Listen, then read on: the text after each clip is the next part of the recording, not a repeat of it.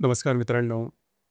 गेल्या 5-6 महिन्यापासून सिंह राशीकरता जे ग्रहमान आहे ते काही ठीक चाललेलं नाहीये. म्हणजे जी तुमची जी राशी आहे ही कर्तृत्ववान राशी आहे. स्वतःच्या हिमतीवरती पुढे जाणारी राशी आहे. कोणाची मदत तुम्हाला घेतलेली आवडत नाही किंवा कोणी बोललेलंही आवडत नाही, की माझ्यामुळे तू पुढे गेलास.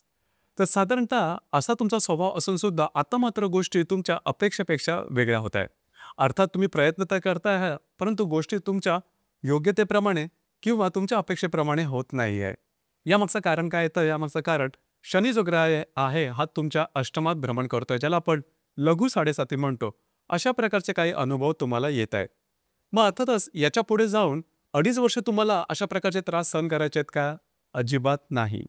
साधारणतः तुमच्या राशीचा सगळ्यात महत्त्वपूर्ण ग्रह मंगळ हा आत्ता राशी परिवर्तन करणार आहे. दिनांक 14 सप्टेंबरपासून ते 28 ऑक्टोबरपर्यंत हा जो मंगळ ग्रह आहे हा मंगळ ग्रह तुमच्या तृतीय स्थानामध्ये भ्रमण करणार आहे, ज्याला आपण पराक्रम स्थान म्हणतो.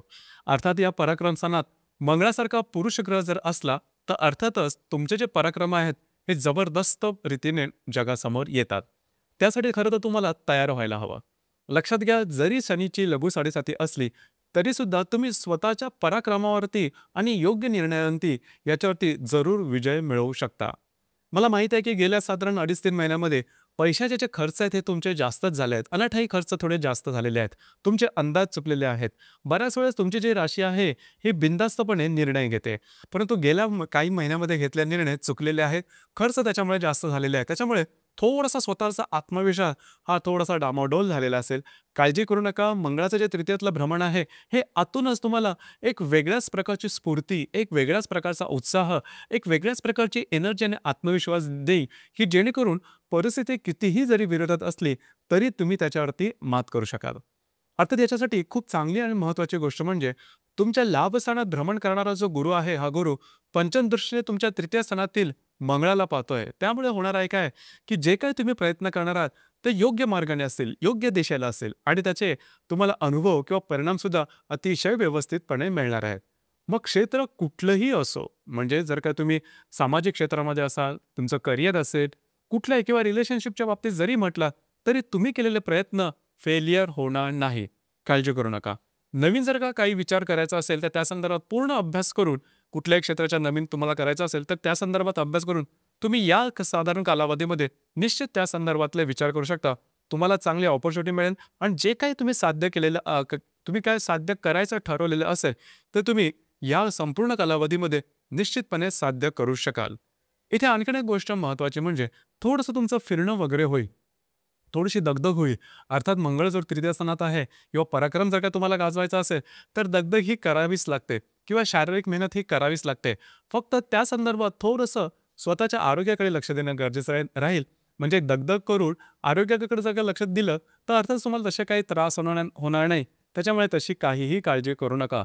तुमचे कुठलेही व्यवहार, कागदोपत्री व्यवहार, कमिटमेंट, प्रॉमिसेस किंवा कुठल्याही प्रकारची अशी कामं जी काही अडकलेली आहेत, जी पूर्ण होत नाहीत, कितपत पडलेली आहेत, अशा प्रकारची कामं या दरम्यान जरूर हाती घ्या. सरकार दरबारी जरी कामं असली तरी सुद्धा या दरम्यान जरूर हाती घ्या.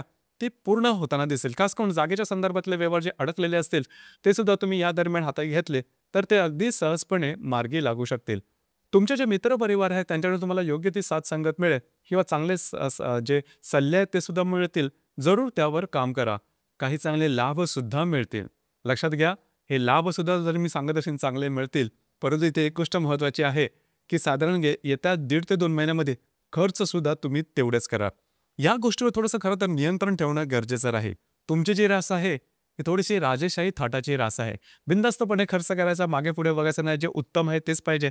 परंतु लक्षात घ्या, गेल्या साधारण 3-4 महिन्यामध्ये खर्च कसे अनाठायी होतात, हे तुम्ही जवळून बघितलेलं असेल, अभ्यासलेलं असेल. तर या संदर्भात थोडीशी काळजी जर का तुम्ही घेतली, तर अर्थातच तशा प्रकारचे काही परिणाम येणार नाहीत. लक्षात घ्या, तुम्हाला इन्कम चांगलं होईल, परंतु खर्चावरती नियंत्रण ठेवणं गरजेचं राहील. मला माहिती आहे की येणारा जो कालावधी आहे, हा साधारण सणासुदीचा कालावधी आहे. तरीसुद्धा खर्चावरती नियंत्रण ठेवणं गरजेचं राहील.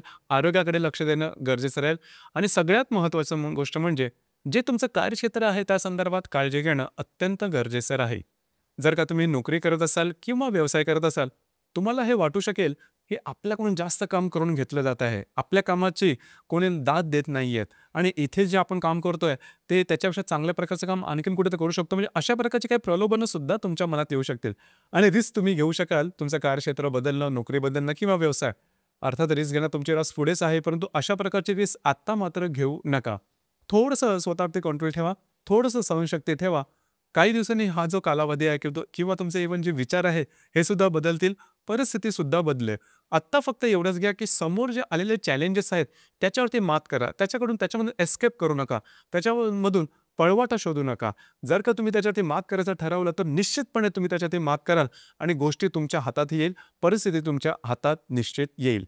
आता ज्या सांगितल्या त्या गोष्टीवरती नियंत्रण ठेवा. कार्यक्षेत्र किंवा जे तुमचे खर्च आहेत त्या संदर्भात थोडीशी काळजी घ्या, थोडेसे विचार घेऊन निर्णय घ्या, जेणेकरून तुमच्यासाठी जरी लघु 7.5 असली, तरीसुद्धा कालावधी हा निश्चितपणे बदलणार आहे.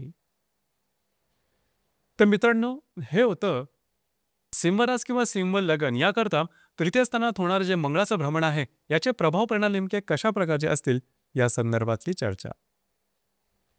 धन्यवाद.